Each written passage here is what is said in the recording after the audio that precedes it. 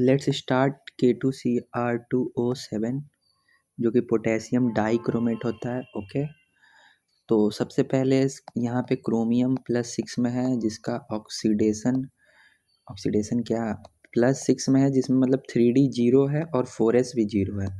ये 24 होता है, 6 इलेक्ट्रॉन निकाल दिए तो 18 वाला आ गया कॉन्फ़िगरेशन आर्गन का। तो that's why no unpaired electron done है। n = 0 डाईमैग्नेटिक होता है। डाईमैग्नेटिक है क्योंकि 0 0 है, डब्बा पूरा खाली हो चुका है, आप पूरा इलेक्ट्रॉन निकाल लिए ना उसमें से। ओके सॉरी, d 0 है तो कोई dd ट्रांजिशन होगा ही नहीं। अब d में इलेक्ट्रॉन है ही नहीं तो इलेक्ट्रॉन जंप कैसे करेगा, और जब इलेक्ट्रॉन एक ऑर्बिटल से दूसरे ऑर्बिटल में जंप करेगा ही नहीं तो dd ट्रांजिशन तो पॉसिबल है ही नहीं यहाँ पे। ये भी पॉइंट डन है। CrO4 -2 मतलब K2 को आप निकाल दो तो इस पर ओवरऑल -2 चार्ज आएगा। तो ये बेसिक मीडियम में एग्जिस्ट करता है। ये बेसिक में एग्जिस्ट करता है। ओके, जैसे ही आप इसको एसिडिक मीडियम में डालोगे तो CrO4 कन्वर्ट हो जाएगा किस में, Cr2O7 -2 में। और पहले तो इसका कलर होता है ग्रीन। ओके, और जैसे ही ये, नहीं इसका कलर ग्रीन नहीं होता है, इसका कलर ऑरेंज होता है। K2Cr2O7 का ऑरेंज होता है, लेकिन जो CrO4 -2 होता है इसका कलर होता है ग्रीन। सॉरी फिर से, इसका कलर होता है येलो। और जैसे ही ये कन्वर्ट होता है Cr2O7 में तो ये हरा कलर का, हरा नहीं ऑरेंज कलर का दिखने लग जाता है। मेरे को KMnO4 वाला बात दिमाग में घूम रहा है, सॉरी। तो पहले तो होता है येलो, एसिडिक मीडियम में डालते ही ये कन्वर्ट हो जाता है पोटेशियम डाइक्रोमेट में, जो कि ये है, और ये कलर होता है ऑरेंज। कैसे याद रखेंगे, देखो इसमें O है, O से ऑरेंज, O तो इसमें भी है O4 पर, इसमें O7 है। अब कर लो किसी तरीके से याद। YO ऑरेंज है, ऑरेंज कौन से मीडियम में दिखेगा आपको, एसिडिक मीडियम में। येलो कौन से मीडियम में दिखेगा आपको, बेसिक मीडियम में। तो कुछ ट्रिक बना लो, जैसे BYOA,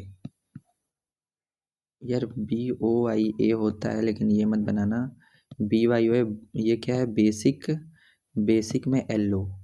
ओके, OA मतलब oxidizing agent, O for orange, और ऑरेंज होगा तो एसिडिक मीडियम में। डन है। डाइक्रोमेट आयन और ये क्रोमेट आयन, एसिडिक मीडियम में डाइक्रोमेट को वापस तुम बेस में डाल दोगे pH > 7 तो वापस ऑरेंज से बेसिक में येलो कलर हो जाएगा।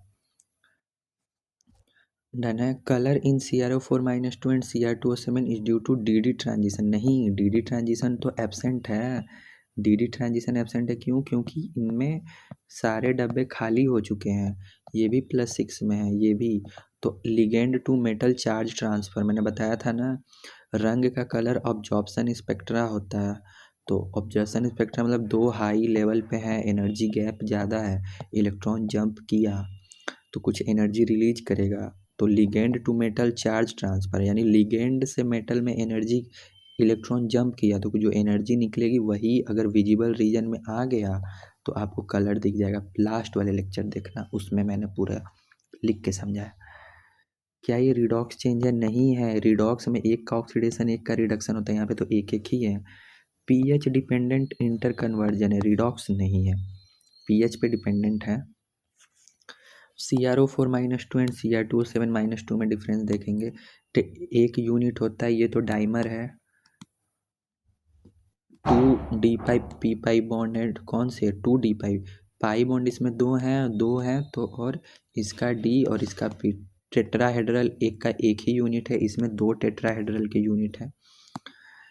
एवरेज CrO बॉन्ड ऑर्डर में सबसे पहले सराउंडिंग एटम को नीचे रखेंगे और बॉन्ड को ऊपर रखेंगे। तो टोटल कितने बॉन्ड है, 1 2 3 4 5 6 बॉन्ड, 4 सराउंडिंग एटम, तो बॉन्ड ऑर्डर हो गया 6/4।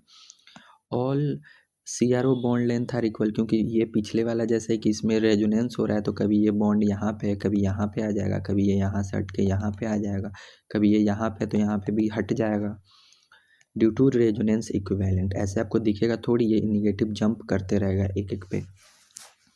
Cr2O7 2- में दो टेट्राहेड्रल के यूनिट हैं, फ्यूज हैं, दो फ्यूज हैं, ये आपस में रेजोनेंस करेंगे, ये ऑक्सीजन ये ऑक्सीजन आपस में रेजोनेंस करेंगे, ये आपस में करेंगे। यहाँ पे कोई रेजोनेंस नहीं होगा, क्रोमियम ऑक्सीजन और ये क्रोमियम है, इस वाले ऑर्बिटल में रेजोनेंस नहीं होगा। यहाँ पे 2 डी पाई पी पाई बॉन्ड है, यहाँ पे 4 होंगे, 4 पाई बॉन्ड है ना यहाँ पे, तो 4 डी पाई पी पाई। डी क्यों? क्योंकि डी क्रोमियम का। पी क्यों? क्योंकि ऑक्सीजन अपना पी देगा बनाने के लिए। All C R O bond length are not equal, क्योंकि ये वाला बॉन्ड और ये वाला बॉन्ड में रेजोनेंस नहीं हो रहा है, तो ये तीनों तो आपस में इक्वल, ये तीनों आपस में इक्वल, पर ये नहीं इक्वल, तो C R O as a group equal नहीं है। देखो सर ने यहाँ पे डॉटेड डॉटेड डॉटेड बनाया है, इन तीनों का इक्वल, इन तीनों का इक्वल, पर ये लंबे होंगे। ये देखो जो टर्मिनल पे है C R O bond length है वो छोटे होंगे, क्योंकि इसमें पार्शियल डबल बॉन्ड कैरेक्टर ज़्यादा होगा तभी बॉन्ड लेंथ कम। इसमें पार्शियल डबल बॉन्ड कैरेक्टर ज़्यादा होगा ना, तो ये छोटे हो जाएंगे यार। sp2 वाले छोटे होते हैं, sp3 वाला बड़ा होता है। जो बाई हाई क्या लिखा है यार, ब्रिजिंग ये bridging C R O bond length only single bond character है, तो बॉन्ड लेंथ बड़ा हो जाएगा। प्रिपरेशन ऑफ K2Cr2O7 देखेंगे अभी हम। पहले तो क्रोमाइट ओर लेंगे, क्रोमाइट ओर से ही जिसमें FeCr2O4 मिलेगा, जो कि मिक्स्ड ऑक्साइड है। इसमें मिक्स्ड ऑक्साइड है, मतलब आपको FeO मिल जाएगा इस ओर में, और Cr2O3 मिल जाएगा। लेकिन हमको बनाना क्या है, K2Cr2O7 बनाना है, तो FeCr2O4 लोगे जो मिक्स्ड ऑक्साइड है, जिसमें FeO का तो मतलब ठीक है, ऑक्सीडेशन में जब डालेंगे तो FeO जो है वो Fe2O3 में कन्वर्ट होगा। FeO+2 है, यहाँ पे +3 में चला गया Fe2O3। बेसिक है, बेसिक हो गया ना ये। फिर जो इस FeCr2O4 का जो Cr2O3 वाला पार्ट है, Cr2 वाला 3, वो एसिडिक हो जाएगा, CrO3, वो बढ़ गया नंबर। भाई दोनों का ऑक्सीडेशन हुआ ना, ऑक्सीडेशन करेंगे, हीट करेंगे, एयर में करेंगे, हवा में खुल्लम खुल्ला बर्न कर देंगे। दोनों का ऑक्सीडेशन हमारे लिए आयरन इम्प्योरिटी हो गया, क्योंकि हमको आयरन नहीं चाहिए, तो इसको हटाओ भाई। तो बेसिक मीडियम में डालेंगे तो ये रिएक्ट कर जाएगा, एसिड बेस थोड़ी करेगा, ये एसिडिक और बेस रिएक्ट करेगा, CrO3 और Na2CO3। अब Na2CO3 यहाँ पे बफर का काम कर रहा है, अगर आपको पता होगा तो। वीक एसिड है, यानी एसिडिक बफर है ये, मतलब आयनिक इक्विलिब्रियम में, छोड़ो इसको हटाओ। NaOH H2CO3 से फॉर्म हुआ है Na2CO3, CrO3 से रिएक्ट करेगा तो Na2CrO4 बनाएगा, Na2CrO4, और जो कि येलो कलर का होता है, याद रखना। येलो एक और था, yellow yellow yellow BYOA, basic में येलो, ये CrO4-2 येलो कलर का था ना, यही तो है CrO4-2। सोडियम को हटाओ वहाँ पे, ये तोड़े हैं तो CrO4-2 येलो कलर का दिख गया। अब इसको में तुम एसिड में डाल दो, एसिड में डालोगे, अब CrO4 को एसिड में डालोगे तो Na2, अरे Cr2O7 बना ना भाई, ऑरेंज सॉल्यूशन, यही वाला रिएक्शन रिपीट हो रहा है। ये मिला, एसिड में डाल के ऑरेंज कलर ले लिए, Cr2O7 यहाँ पे सोडियम है, अब पर हमको तो K2 चाहिए, तो फिर अब हम 2NaCr2O7 डालेंगे। नहीं, ये तो है, इसमें हम लोग KCl डालेंगे, जिससे K+ का सोर्स मिले, सोर्स ऑफ K+ आयन मिलेगा, तभी सोडियम यहाँ से हटेगा, तो K2Cr2O7 ऑरेंज कलर का तुमको मिल जाएगा। अब डाउट आता है कि सोडियम है और यहाँ पे पोटेशियम, ये क्यों ही हटाएगा इसको, तो क्योंकि सोडियम की सॉल्युबिलिटी ज़्यादा है, तो सोडियम Na और Cl सॉल्ट बन के निकल जाएगा। Na2Cr2O7 और K2Cr2O7 में Na की सॉल्युबिलिटी ज़्यादा है K से, तो Na यहाँ से डिजॉल्व कर जाएगा और Cl के साथ रिएक्ट कर लेगा। अगर सॉल्युबिलिटी ज़्यादा है तो आयनिक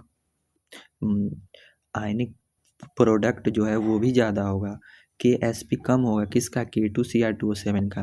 देखो K2Cr2O7 का जिसका सॉल्युबिलिटी कम, उसका आयनिक प्रोडक्ट ज़्यादा। अगर आपका सॉल्युबिलिटी ज़्यादा है भाई, कोई चीज़ सॉल्युबल है, सॉल्युबिलिटी ज़्यादा है, तो सॉल्युबिलिटी प्रोडक्ट होगा आयनिक इक्विलिब्रियम में पड़ते वो कम होगा, उल्टा चलता है। सोडियम ज़्यादा सॉल्युबल है तो सोडियम की आयनिक प्रोडक्ट कम होगा, K2Cr2O7 का आयनिक प्रोडक्ट ज़्यादा होगा।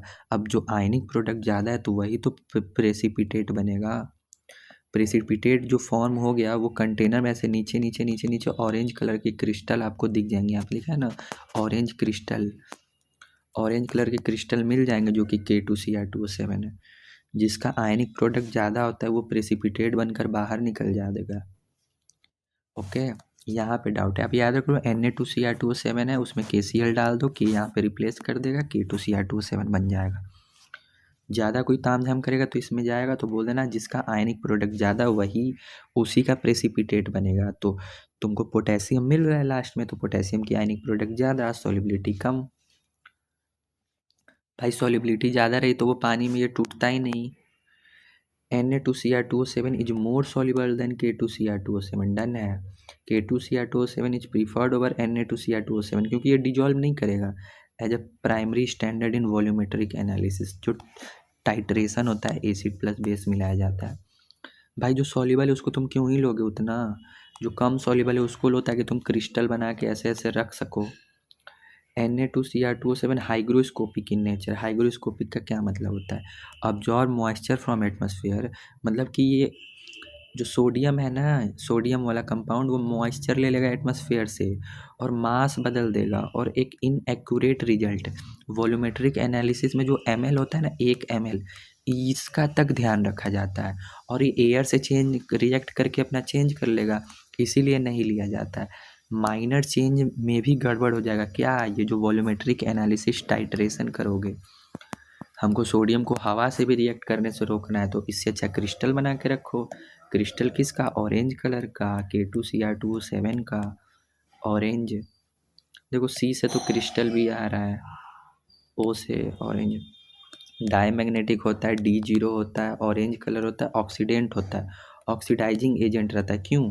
क्योंकि Cr ऑलरेडी +6 में है, +6 से +7 में करोगे ना, +7 में जाता है तो रिड्यूसिंग एजेंट, अब ये नीचे ही गिरेगा इसका नंबर। तो जिसका रिडक्शन होता है उसको ऑक्सीडाइजिंग एजेंट बोलते हैं। ज़्यादा नहीं है यार।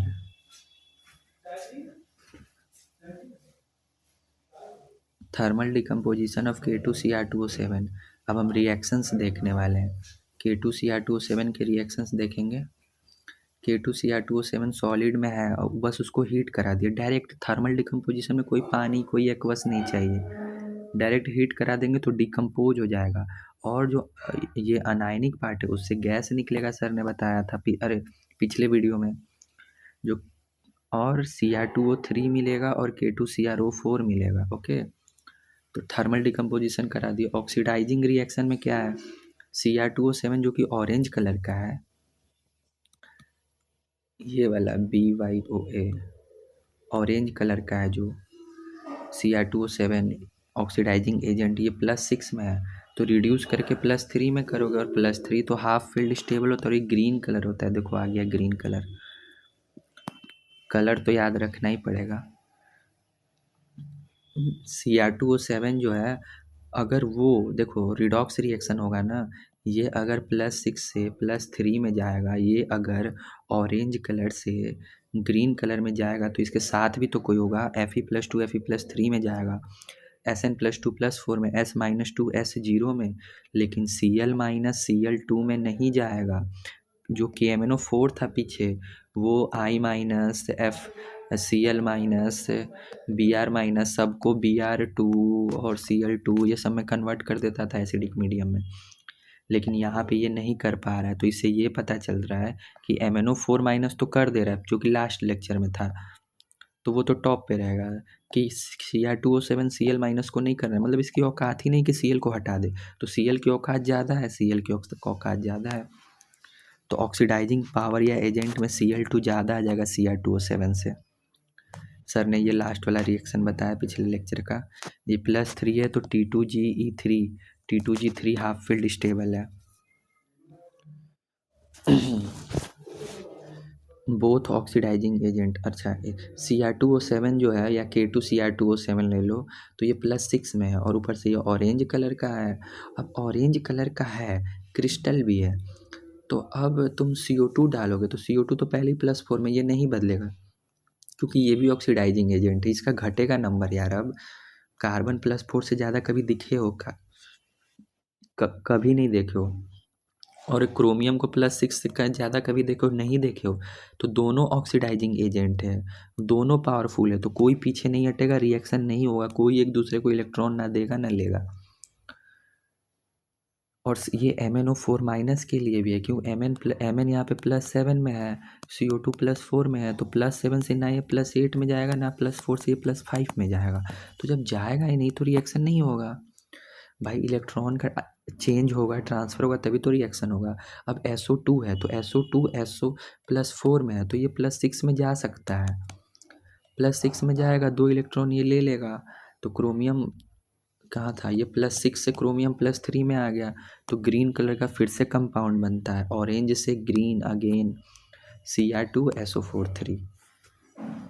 सल्फर +4 से +6 में जा सकता है, एक ऑक्सीडाइज करेगा तभी तो दूसरा रिड्यूस करेगा। हैं, बेस तुम ले रहे हो तो बेस में तो येलो कलर होता है, ये वाला ट्रिक। बेस में येलो कलर, तो येलो कलर आ गया वापस से CrO4-2, और यहाँ पे तुमको मिल गया Cr2O7 ऑरेंज कलर का, ये वाला ऑरेंज यही है, याद रखना। ये OA में क्या है, OA में Cr2O7 है। डन है। 3 रिएक्शन है, CO2 नहीं करेगा, SO2 करेगा और KOH करेगा। Both KMnO4 K2 Cr2O7 are oxidizing agent because in both metal are present in higher oxidation state। तो +7 से हम नीचे ही जाएगा, +6 से नीचे ही जाएगा, +2 +3 में। ये तो D5 हाफ फील्ड स्टेबल है पिछले वीडियो में, और Cr+3 T2G3 half field stable है। ओके, और कुछ नहीं है। F ब्लॉक तो हम अगले लेक्चर में करेंगे, कुछ क्वेश्चन देख लेते हैं। Which chemical reaction of drunken driven test, तो C2H5OH है। ओके, और वो अपना डिवाइस देगा जो पुलिस वाला रहेगा, उसमें K2Cr2O7 ऑरेंज कलर का रहेगा। अगर उसमें इथाइल अल्कोहल गया तो ग्रीन हो जाएगा, तो तुम्हारा फील्डिंग सेट है। ग्रीन क्यों हुआ, क्योंकि ये एसिटिक एसिड में कन्वर्ट हो जाएगा। उनको क्या मतलब एसिटिक एसिड से, उनको ग्रीन कलर दिखेगा, वो तुमको सेट कर देंगे। ओके, एसिटिक एसिड कन्वर्ट तो कलर ऑरेंज, कलर चेंज होगा। E0 cell of reaction of KMnO4 with H2O is positive. Even KMnO4 can be used as analytical reagent with H2O. How can you explain it? ये बोल रहा है कि KMnO4 का H2O के साथ जब रिएक्शन करा रहे हो तो पॉजिटिव है, और KMnO4 को तुम एनालिटिकल रिएजेंट लैब में H2O के साथ यूज भी कर रहे हो। कैसे है, क्यों? देखो, थर्मोडाइनमिकली तो यह स्टेबल है, मतलब हो सकता है, लेकिन टाइम नहीं ना बताया। टाइम के लिए आपको केमिकल काइनेटिक्स वाले चैप्टर में जाना पड़ेगा, तो वहाँ से पता चलेगा कि यार ये तो बहुत स्लो है। थर्मोडाइनमिक बोल रही है कि अरे रस्टिंग ऑफ आयरन, जब आयरन रस्ट करता है तो वहाँ पे भी पॉजिटिव रहता है, लेकिन टाइम का पता चलता है कितने समय बाद वो रस्ट लगता है। ओके, ये वाला क्वेश्चन देखो यार, पहले 2 क्वेश्चन और देखेंगे। चलो ना, लाइन ही से देख रहे हैं। यहाँ पे हो गया MnO4 can not be decolourise by, decolourise मतलब रिएक्शन होना पड़ेगा, और नॉट पूछ रहा है। नॉट तो किससे रिएक्शन नहीं होगा, CO2 से, क्योंकि CO2 भी +4 में, +4 से +5 में जाएगा नहीं, यही वाला चीज़ है। ये वाला CO2 +4 से नो रिएक्शन, तो बस वही है। SO4 +6 में चला जाएगा, FAS फेरस अमोनियम सल्फेट, यहाँ पे फेरस है, फेरस Fe+2, फेरिक रहता है तो नहीं होता, फेरिक रहता है तो Fe+3 रहता, तो नहीं होगा। ये Fe+2 से फेरिक में कन्वर्ट हो जाएगा, तो रिएक्शन हो जाएगा, मोहर सॉल्ट है ये। HCl भी Cl2 में हो जाएगा, जो जाएगा ऑक्सीडेशन स्टेट चेंज करेगा, वो कलर चेंज होगा। ये नीट 2013 का क्वेश्चन है सेम। यहाँ पे लिखा है कि MnO4 H2O MnO4- up to increase percentage yield of MnO4-, OH- can be removed। OH को रिमूव करना है, यानी बेस को रिमूव करना है। बेस को रिमूव करना है तो एसिड की ज़रूरत पड़ेगी। कौन एसिड है, ये है, ये तो होगा ही नहीं। KOH बेस, हमको बेस ही हटाना है, तुम बेस ही बढ़ा दो। अगर तुम इसको कंटेनर में से निकाल लिए तो रिएक्शन आगे जाएगी। ले Chatelier principal, chemical equilibrium chapter नहीं पढ़े हो तो ऐसे समझो, इसको यहाँ से निकालोगे तो ये जगह फिलअप करने के लिए ये रिएक्शन और होगा, ताकि OH जो लॉस हुआ है वो वापस फॉर्म हो जाए। तो OH को हटाने के लिए एसिड दो।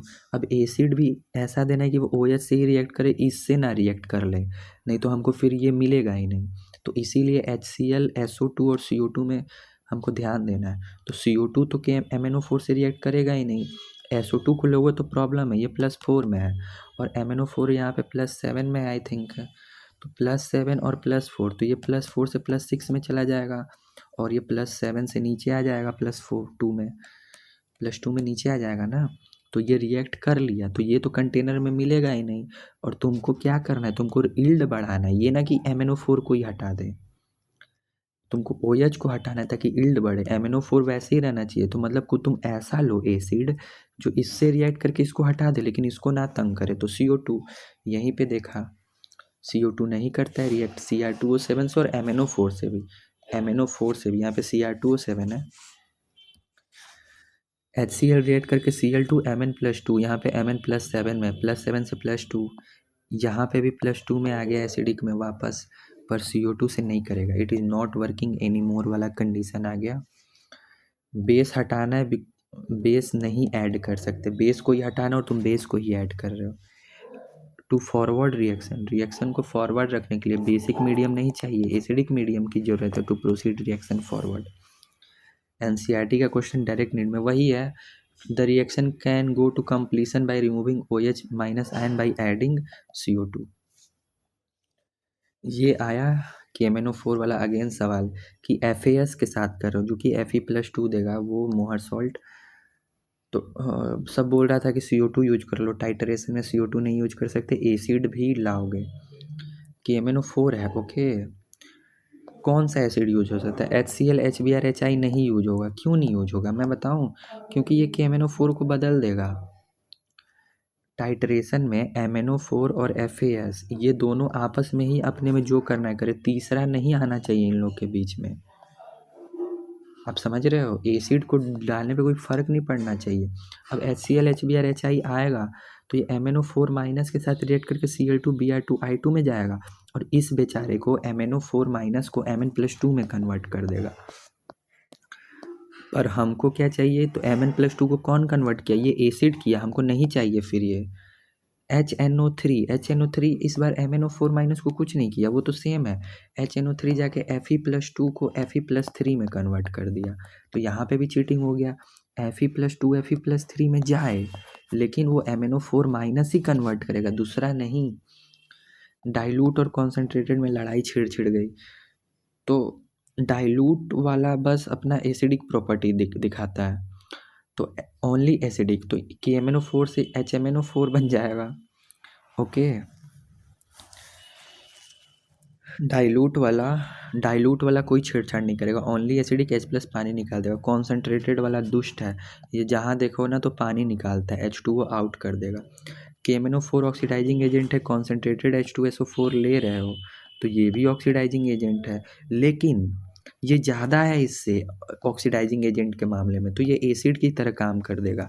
और जहाँ एसिड की तरह काम किया, ये एसिडिक बिहेवियर दिखाया, तो पानी निकाल देगा नहीं, मतलब स्ट्रॉन्ग ऑक्सीडाइजिंग एजेंट है KMnO4 से। तो K को हटा के HMnO4 दिख गया।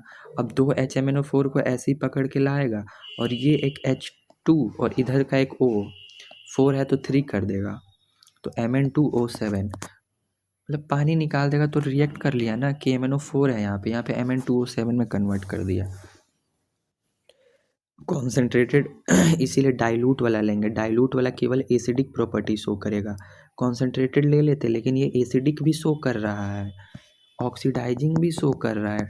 डिहाइड्रेटिंग वाला से प्रॉब्लम है, डिहाइड्रेटिंग शो कर रहा है जो H2O निकल जा रहा है। ओके, NaF कॉन्सेंट्रेटेड H2SO4 यहाँ पे ये एसिडिक प्रॉपर्टी दिखाएगा और फ्लोरीन निकाल के इसको H दे देगा, नहीं सोडियम निकाल के HF दे देगा। ऑक्सीडाइजिंग प्रॉपर्टी का सर ने एग्जांपल दिया NaCl NaBr है तो Cl2 बना देगा, Br2 बना देगा। ये ऑक्सीडाइजिंग प्रॉपर्टी। डिहाइड्रेटिंग प्रॉपर्टी क्या है, यहाँ से H2M2O8 में से H2O निकाल देना, ये भी प्रॉपर्टी दिखा दिया। लेकिन डाइल्यूट H2SO4 को लोगे तो बस एसिडिक प्रॉपर्टी दिखाएगा। यहाँ से K को हटाएगा, HMnO4 करेगा, फिर दोनों आपस में काम कर लेंगे। HMnO4 हुआ तो कोई ऑक्सीडेशन थोड़ी चेंज हुआ, K की जगह H आया बस। ओके, यहाँ पे तो Mn+2 ऑटो कैटलिस्ट है, यानी MnO4- C2O4- है, ये रिएक्ट किया Mn+2 बना, Mn+2 वापस MnO4- बन गया। कहा कि नहीं नहीं हम आपकी हेल्प करेंगे, तो ऑटो कैटलिस्ट। Mn+3 इंटरमीडिएट बनता है बीच में, फिर वो वापस Mn+2 में आ जाता है। Mn+3 फॉर्म होता है जो कि ऑक्सीडाइजिंग एजेंट है, लास्ट लेक्चर में देखा होगा यार। डन है, मिलते हैं F ब्लॉक में।